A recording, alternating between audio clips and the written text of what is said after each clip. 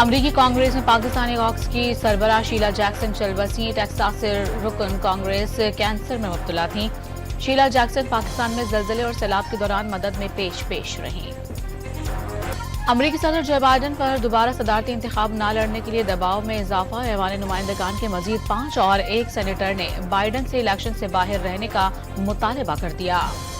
تحریک انصاف سے معاملات کا جمہوری حل تلاش کیا جائے، صدر زرداری کا نون لیگ کو مشورہ۔ حکومت کو مخصوص نشستوں کے فیصلے پر نظرثانی کی پٹیشن کی پیروی سے پہلے 2 بار سوچنے کی نصیحت بھی کر دی۔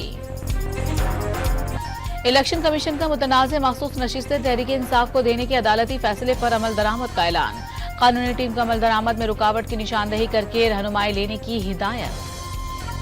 تحریک انصاف نے پنجاب اسمبلی میں مخصوص نشستوں کی ابتدائی فہرست تیار کر لی۔ صنم جاوید، ان کی بہن فلک جاوید، یاسمین راشد، عالیہ حمزہ کے نام شامل۔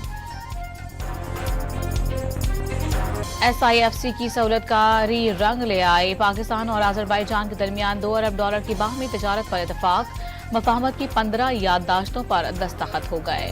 وزیر اعلیٰ پنجاب مریم نواز کا وزراء کیبنٹ کمیٹی برائے لا اینڈ آرڈر اور ضلعی حکام سے ویڈیو لنک پر خطاب۔ محرم الحرام میں بہترین انتظامات پر افسران کو شاباش دی۔ جلاؤ گھراؤ کیس میں فواد چودھری کی عبوری ضمانت میں 7 اگست تک توسیع۔ لاہور کی انسداد دہشت گردی عدالت نے تفتیشی آفیسر کو تفتیش مکمل کرنے کا آخری موقع دے دیا۔ عالمی عدالت انصاف نے فلسطینی علاقوں پر اسرائیلی قبضہ غیر قانونی قرار دے دیا۔ صہیونی ریاست کو جلد از جلد مقبوضہ علاقے خالی کرنے کا حکم۔ اسرائیلی فوج کے غزہ میں سفاکانہ حملے جاری، نصیرت کیمپ پر بمباری سے مزید 50 فلسطینی شہید، املاک کو بھی شدید نقصان پہنچا۔